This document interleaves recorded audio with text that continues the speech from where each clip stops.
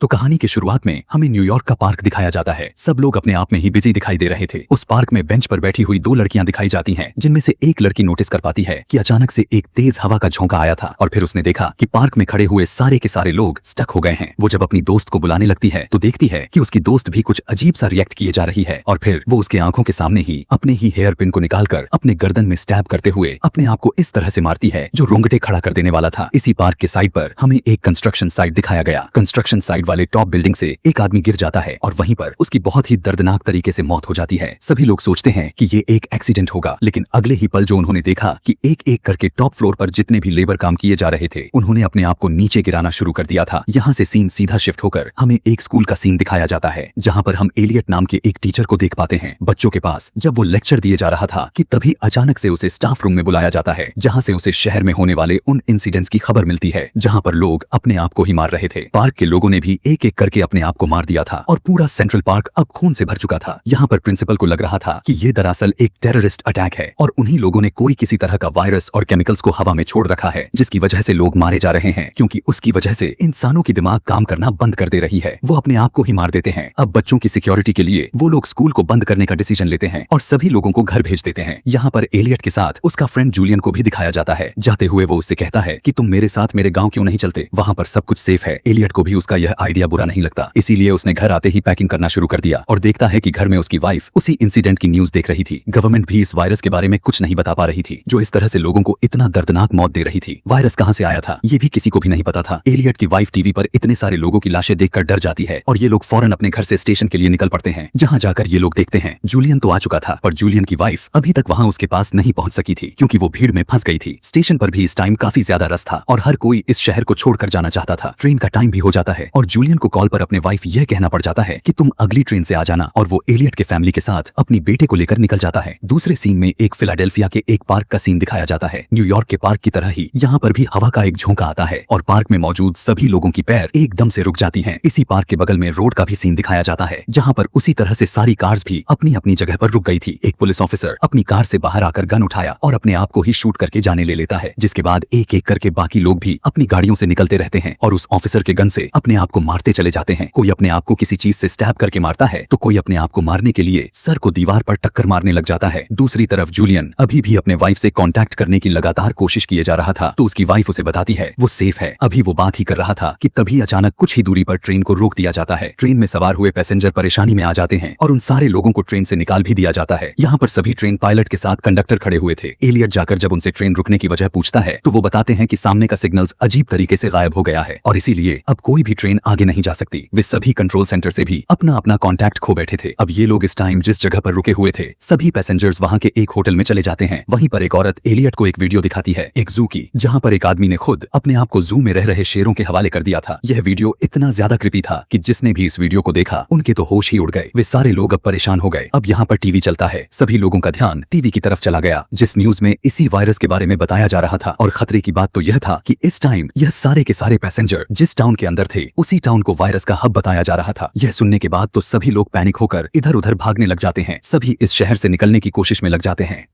इस शहर के पावर को भी रोक दी गई। सभी अपने अपने कार में बैठकर यहाँ से भागने लग गए। एलियट और उसकी वाइफ, जिसके पास अभी कोई कार वगैरह नहीं था, वो यहाँ लोगों से लिफ्ट मांगने लग जाते हैं, पर कोई उन्हें लिफ्ट देने के लिए तैयार ही नहीं हो रहा था। फाइनली एक कपल जो काफी टाइम से उन दोनों को नोटिस किए जा रहा था, वो उनको अपने साथ चलने की ऑफर देता है और ये दोनों मान जाते हैं। फौरन से जूलियन उनके पास आकर एलियट से कहता है कि मैं तुम्हारे साथ नहीं जा रहा, मुझे मेरी वाइफ को ढूंढना है और मैं उसे ढूंढने के लिए जा रहा हूँ, लेकिन इन सारे खतरे में मैं अपनी बेटी को नहीं लेकर जा सकता, इसीलिए तुम प्लीज मेरी बेटी का ख्याल रखना। मैं बहुत ही जल्द तुमसे मिल जाऊंगा। वो अपनी बेटी को प्यार करता है और एक दूसरे ग्रुप से लिफ्ट लेते हुए न्यू जर्सी की तरफ रवाना हो जाता है। इधर हमें जूलियन के कार को दिखाया जाता है। ये लोग एक रोड से जब गुजर रहे थे जहां इन्होंने देखा कि जगह जगह पेड़ों से लोगों की लाशें लटकी हुई थीं। यह सब इतना खतरनाक नजारा था कि सामने जो कपल ड्राइव कर रहा था वो भी घबरा जाता है। जूलियन उन दोनों को शांत बनाए रखने के लिए कोशिश करता है और उनसे कहता है कि सारे ओपनिंग्स को अच्छी तरह से सील कर दो। ये लोग सारी ओपनिंग्स को सील कर तो देते हैं, लेकिन ऊपर नहीं देखते जहां RUF में एक सुराख था। इतनी ही देर में दोबारा से हवा का झोंका आता है, जिसका हमेशा से यही मतलब है कि वायरस अटैक कर रहा है। ये कार चलते चलते एकदम से हल्की हो जाती है, फिर एकदम अचानक से स्पीड बढ़ते हुए एक पेड़ से टकरा जाती है, जिस एक्सीडेंट में वो कपल मारा जाता है और बच जाता है। बस जूलियन, जो अब उस कार से बाहर निकल आया था, लेकिन वो भी उस वायरस से नहीं बच पाया था। वो कार के टूटे हुए कांच से अपने वेंस को काट लेता है और मर जाता है। दूसरी तरफ अब हमें एलियट के कार को दिखाया जाता है। एलियट ने बाहर निकलकर देखा कि सामने लाशों के ढेर पड़े हुए थे, जिनके ऊपर से तो ये लोग गुजर कर नहीं जा सकते थे, इसीलिए ये लोग अपना रास्ता बदल लेते हैं और दूसरे रास्ते पर एकदम से सोल्जर की एक जीप रुककर इन्हें आगे जाने से मना करती है और बताती है कि आगे की बेस पूरी तरह से तबाह हो गई, सारे सोल्जर्स मारे जा चुके हैं सिवाय मेरे। इतने ही देर में यहाँ पर और भी कार्स आ जाते हैं और सोल्जर्स सभी कार्स को रोककर आगे जाने से मना करता है। ना चाहते हुए भी इन लोगों को इसी टाउन में रहना पड़ रहा था और यहाँ पर रहने वाले एक आदमी के कहने के मुताबिक ये लोग इस टाउन में मौजूद घरों में रहने का डिसाइड करते हैं। काफी सारे लोगों की एक टीम बन चुकी थी, जिसे लीड कर रहा था वो सोल्जर दिखाया जाता है। कुछ लोग आगे की तरफ चल रहे थे और कुछ पीछे की तरफ। आगे वाला ग्रुप एलियट का था, जिसे वो अभी आगे की तरफ निकलते हैं तो पीछे हवा का एक झोंका गुजरता है। सब लोग दोबारा से रुक जाते हैं और वो सोल्जर सैल्यूट मारते हुए अपने आप को गन से शूट कर देता है। एक एक करके सभी लोग उसके गन का इस्तेमाल करते हुए अपने आप को मार देते हैं। एलियट और उसके ग्रुप के लोग सभी लोग जब पीछे देखते हैं तो दंग रह जाते हैं कि उनके साथ के सभी लोग मारे गए थे। एलियट भी बहुत ज्यादा पैनिक हो गया था, क्योंकि उसे लग रहा था कि अगली बारी उनकी आने वाली है। एलियट इन सारी चीजों से अंदाजा लगाता है कि ये वायरस पौधों की तरफ से फैल रहा है। उसने नोटिस किया था कि ये वायरस वहीं में ही फैल रहा था जहां पर एक टाइम में ज्यादा लोग हो और आसपास ज्यादा पौधे भी हो। वो इन सबसे कहता है कि ज्यादा इंसानों की वजह से यह वायरस फैलता जा रहा था, इसीलिए अब हमें अलग अलग होकर चलना होगा। इतने ही देर में यहाँ पर हवा का झोंका भी आ जाता है और एलियट इन सबसे हवा के ऑपोजिट डायरेक्शन में भागने को कहता है, क्योंकि उसे ऐसा करने से लग रहा था कि वायरस इन पर हमला नहीं करेगा। हवा इनके ऊपर से होकर गुजर जाती है। ये लोग हवा के उल्टी डायरेक्शन में खड़े रहते हैं और अपनी मौत का इंतजार कर रहे होते हैं, लेकिन तभी हवा का ये झोंका खत्म हो जाता है। और हैरानी की बात तो यह थी कि इन सभी में से किसी को कुछ भी नहीं हुआ था, यानी एलियट की ये थ्योरी ठीक थी। हवा के उल्टी डायरेक्शन में भागने वाली और दूर दूर होकर चलने वाली। अब क्योंकि ये ग्रुप डिवाइड हो चुका था, एलियट के पास एलियट की वाइफ, उसके फ्रेंड की बेटी के साथ दो और भी लड़के रह गए थे। ये सभी अब आगे की तरफ ही भागते हैं तो इन्हें किस्मत से एक कार मिल जाती है जिसके अंदर एक मैप था। ये लोग उस मैप को देखते हुए अंदाजा लगाने की कोशिश करते हैं कि वो लोग इस टाइम कहां पर हैं, कि तभी इन्हें पास में ही एक बहुत ही बड़ा मेंशन दिख जाता है, जो फौरन से ये लोग चले जाते हैं। यहाँ जाकर ये नोटिस करते हैं कि यहाँ पर हर चीज प्योर थी, क्योंकि इस घर के आसपास बहुत सी फील्ड्स थी और इस घर में तैयार होने वाली हर चीज पौधों से हासिल की जा रही थी। यहाँ पर खुशी की बात तो बिल्कुल भी नहीं थी, बल्कि अब तो खतरे की बात बन चुकी थी, क्योंकि एलियट के मुताबिक वायरस पौधों से फैल रहा था। वो देखता है कि ये घर चारों तरफ से पौधों से ही ढका हुआ है, इसीलिए अब यहाँ पर रहना बिल्कुल भी सेफ नहीं। ये लोग जल्दी से कुछ खाते पीते हैं और यहाँ से निकल जाते हैं।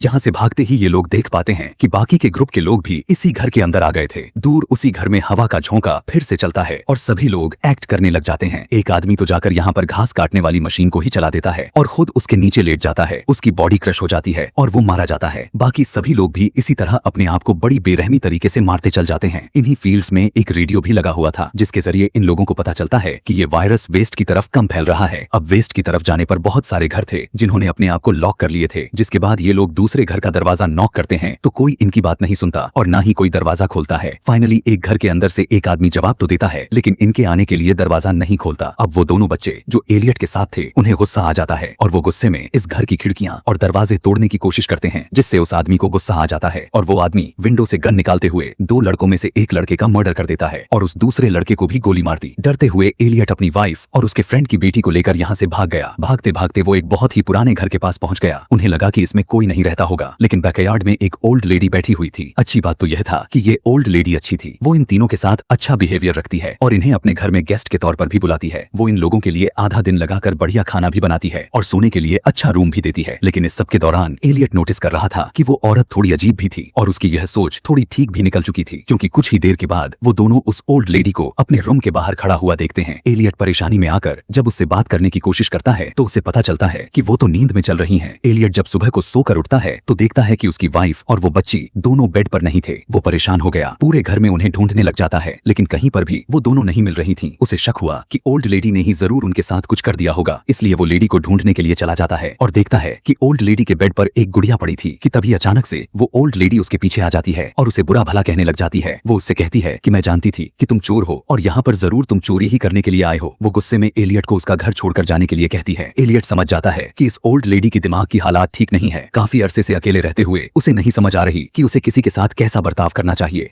दोबारा से हवा चलने लग गई थी और वो ओल्ड लेडी पीछे की तरफ जाने लग गई थी। इसका मतलब साफ थी कि वायरस ने उनके ऊपर हमला कर दिया था। यह देखते ही वो फौरन से घर के अंदर आ जाता है और जोर से अपनी वाइफ को आवाज लगाकर कहने लग जाता है, जहां पर भी हो छुप जाओ और वहीं पर छुप कर ही रहना। यह कहते हुए वो घर के सारे खिड़कियां दरवाजे को सील करने लग जाता है और तभी वो देखता है कि वो ओल्ड लेडी अब विंडो के बाहर से अंदर की तरफ झांक रही थी। उसके नाक से खून निकल रहा था और वो अजीब तरीके से विंडो के साथ अपना सर से टक्कर मारते हुए विंडो भी तोड़ देती है और खुद भी अपनी जान दे देती है। विंडो के टूटने की वजह से हवा तेजी से उस घर के अंदर आने लगी थी, इसीलिए एलियट दूसरे रूम में चला गया। यहाँ पर आकर उसने महसूस किया कि कुछ लोगों की आवाजें आ रही थीं। उसकी वाइफ और वो बच्ची पास के ही एक स्टोर रूम में खेल रहे थे। इस वक्त एलियट काफी परेशान दिखाई दे रहा था, तो उसकी वाइफ उससे पूछती है कि क्या हुआ है। एलियट बताता है कि अब वो वायरस और भी काफी ज्यादा खतरनाक हो गया है। पहले वो बड़े बड़े इंसानों के ग्रुप्स पर हमला कर रहा था, लेकिन अब वो एक एक इंसान पर हमला कर रहा है और एक एक इंसान को चुन चुन कर मार रहा है। और शायद हमारा भी यह आखिरी दिन हो। ऐसे ही आखिरी दिन में ये लोग आपस में अपने साथ बिताते हुए अच्छे पलों को याद करने लग जाते हैं और अपने गलतियों की एक दूसरे से माफी भी मांगने लग जाते हैं। एलियट इस टाइम अपने वाइफ से कहने लगता है, मैं मरते हुए तुम्हारे साथ मरना चाहता हूँ एलियट। कि वाइफ भी उसकी बात स्वीकार करते हुए स्टोर रूम से बाहर निकल जाती है। एलियट भी घर से बाहर निकल आया था और ये दोनों आगे बढ़ते हुए एक दूसरे का हाथ पकड़ लेते हैं ताकि जब मरे तो एक साथ मरे। हवा का झोंका दोबारा आ रहा था। हवा इतना तेज थी कि इन्होंने अपना आंखें बंद कर ली और अपने मौत का इंतजार करने लग गए, लेकिन इन दोनों को कुछ भी नहीं हुआ। यहाँ पर ये दोनों हैरान हो जाते हैं और घर के अंदर आ गए और एक दो दिन यहीं पर गुजारे और इन्हें पता चला कि जिस टाइम ये लोग बाहर निकले थे उसी टाइम उस वायरस का असर खत्म हो गया था और इन दोनों की जान बच गई थी। इस वायरस ने ऐसी तबाही फैलाई थी कि कोई उसके बारे में एक्सप्लेन भी नहीं कर सकता था और ना ही वो वायरस कहां से आया था और कैसे पैदा हुआ था यह कोई नहीं जान पाया था। खैर, इसी तरह से 3 महीने का वक्त गुजर जाता है। हमें न्यूयॉर्क और फिलाडेल्फिया दिखाया जाता है जहां से वो वायरस फैलना शुरू हुआ था। यहाँ पर भी अब सब कुछ नॉर्मल हो चुका था और लोग अपनी रूटीन में वापस आ गए थे। एलियट और उसकी वाइफ भी अपने घर वापस आ गए थे और जूलियन की बेटी को उन्होंने एडॉप्ट कर लिया था। अब हमें टीवी पर यह दिखाया जाता है कि जब एक साइंटिस्ट ने पॉडकास्ट में इस वायरस के फैलने के बारे में सवाल करता है तो साइंटिस्ट कहते हैं कि अक्सर दुनिया में होने वाली कुछ चीजों के रीजन नहीं होते, यह बस नेचर की तरफ से हमें एक वार्निंग थी सब कुछ बिगड़ती हुई चीजों को ठीक करने की, क्योंकि इंसानों की वजह से ये नेचर तबाह हो रही है। इसी पॉडकास्ट को देखते हुए एलियट की वाइफ ने अपना प्रेगनेंसी टेस्ट भी किया हुआ था और वो बहुत ही ज्यादा खुश और एक्साइटेड थी कि काफी सालों बाद उन्हें बेबी की खुशी प्राप्त होने वाले थे। दूसरे सीन में हमें दोबारा उसी पार्क का सीन दिखाया जाता है जहां से वो वायरस फैलना शुरू हुआ था। वहां पर हम जोरदार किसी की चीख सुनते हैं कि तभी लड़का पीछे मुड़कर देखता है। पहले तो सब कुछ नॉर्मल लगता है, लेकिन फिर यहाँ पर हवा का तेज झोंका आ जाता है। उसका दोस्त भी अजीबो गरीब बातें करने लग जाता है। सभी लोग उसी तरह से स्टक हो चुके थे और सारे लोग एक एक करके मरने लग जाते हैं। पता चलता है कि जो वायरस 3 महीने पहले आया था वो अब दूसरा रुख मोड़ लिया है और अब ये कितनी तबाही फैलाएगा कोई नहीं जानता था। और बस इसी को दिखाते हुए ये कहानी यहीं पर खत्म हो जाती है। ऐसे ही और भी मूवी एक्सप्लेनेशन वीडियोस देखने के लिए कमेंट में नेक्स्ट लिखना ना भूलें। Thanks for watching.